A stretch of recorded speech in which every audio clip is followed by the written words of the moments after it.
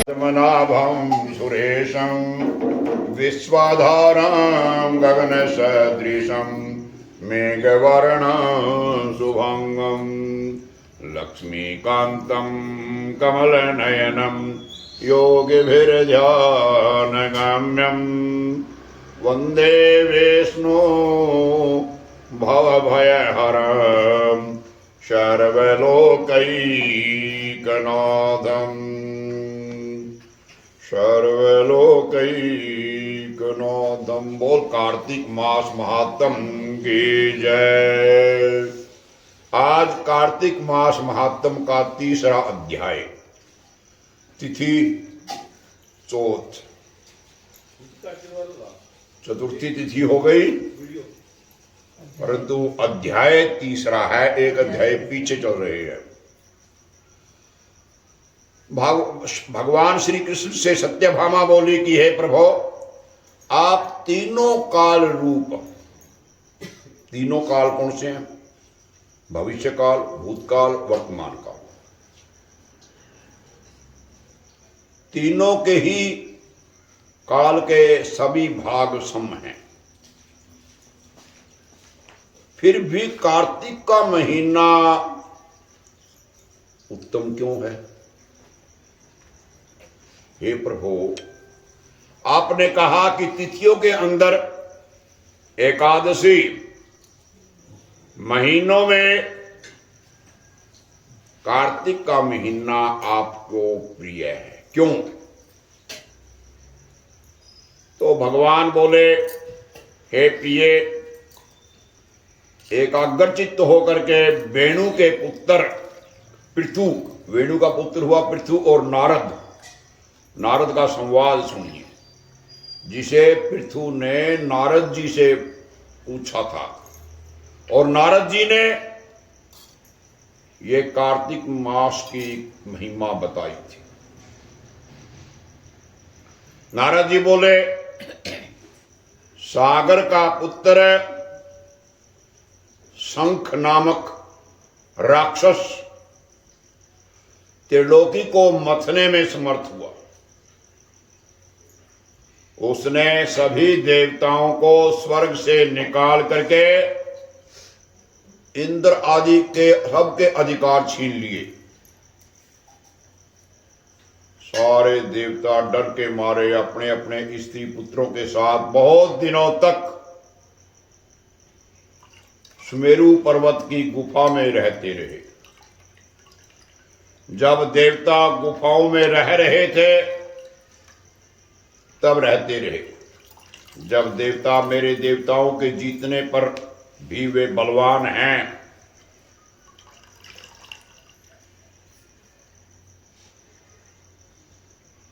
तो उस राक्षस ने सोचा कि ये मेरे जीतने के बाद भी बलवान हैं। ऐसा मालूम होता है कि ये वेद मंत्रों के युक्त होने के कारण है। इसीलिए वेद मंत्रों के हरण से सब ऋषि मुनि कमजोर पड़ जाएंगे। इतना सुनकर के वो राक्षस असुर भगवान विष्णु को नींद में देख करके स्वयं भू ब्रह्मा आदि के लोक से वेदों को निकाल करके चलने को तैयार हुआ। तब वे भय के कारण यज्ञ आदि के मंत्र बीजों के साथ जल में प्रवेश कर गए। तब तो शंखासुर भी उन्हें ढूंढता ढूंढता समुद्र के अंदर ही घूमने लगा, सारे वेदों को ढूंढने लगा, परंतु वेद कहीं भी उसे नहीं मिले। पीछे से ब्रह्मा आदि सब देवताओं को संग ले जाकर के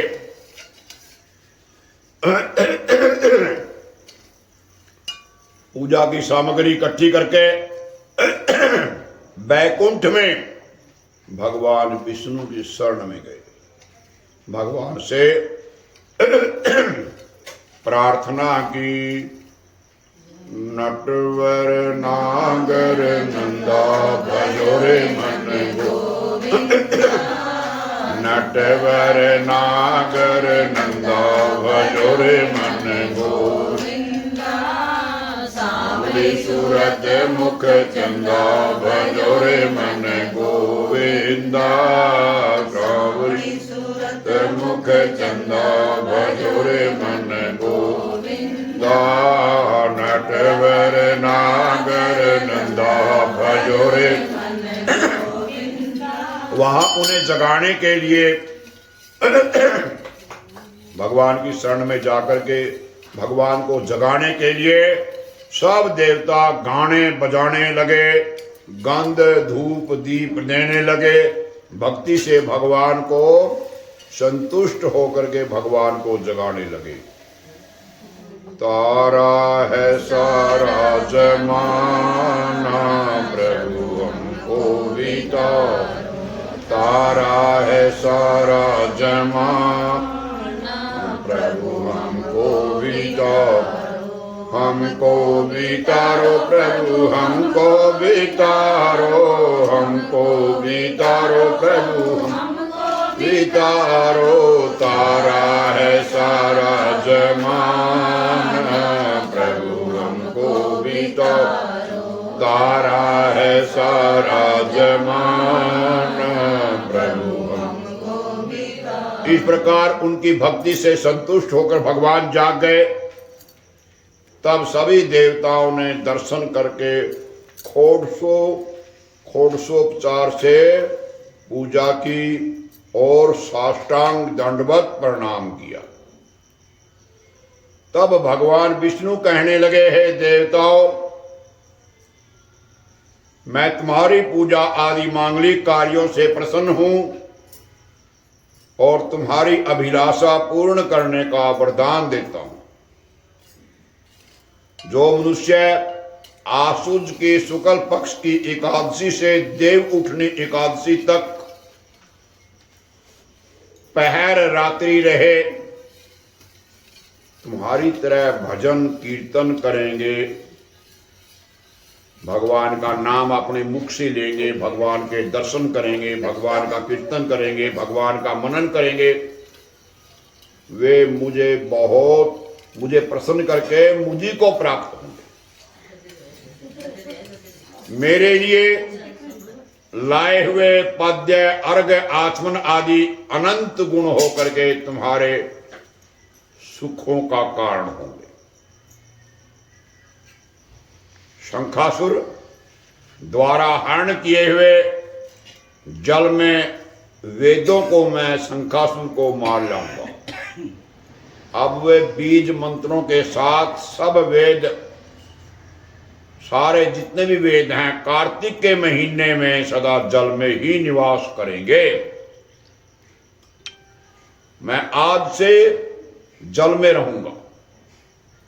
तुम लोग भी संपूर्ण मुनियों के साथ मेरे साथ आओ। इस लोक में जो मनुष्य प्रातः काल कार्तिक के महीने में स्नान करते हैं, सूरज निकलने से पहले स्नान करते हैं, ब्रह्म मुहूर्त में स्नान करते हैं, वे अज्ञात अमृत स्नान का फल प्राप्त करते हैं। जो कार्तिक में व्रत करते हैं, कार्तिक का जो महीना है उसके अंग बहुत हैं। आज सर्वप्रथम शरद पूर्णिमा, करवा चौथ, अहोई अष्टमी, रमा एकादशी, गोवत्स द्वादशी, धनतेरस, बैकुंठ चौदस, नरक चौदस, यम चौदस, हनुमान जयंती, दीपावली, गोवर्धन पूजा, भाई दूज, गोपाष्टमी, षष्ठी और विषम पंचक, ये सारे कार्तिक के अंग हैं। जो इनमें व्रत करते हैं उनको है इंद्र तुम मेरे लोक में पहुंचा देना, तुम सदा विघ्नों से रक्षा करना। हे वर्ण, तुम उनको पुत्र औतर आदि सुख दे देना। भगवान ने वर्ण को आज्ञा दी। हे धनपति कुबेर, तुम उनकी धन वृद्धि कर देना, जिससे ये मेरा रूप धारण करके जीवन मुक्त हो जाए। और अन्य देवताओं जो पर्यंत इन व्रतों को जो करते हैं वे सब तुम्हारे द्वारा पूजनीय है। तुमने मुझे एकादशी को जगाया है, इसीलिए ये मानने योग्य और मुझे एकादशी बहुत प्रिय है। हे देवताओं, भली प्रकार ये दोनों व्रत मनुष्य को मेरे पास पहुंचा देते हैं। उनके समान अन्य कोई दान व्रत नहीं है। जो प्रातःकाल आकर के भगवान की प्रार्थना करते हैं वो मुझ में ही प्रिय हो जाते हैं। श्री कमल नेत्र कटे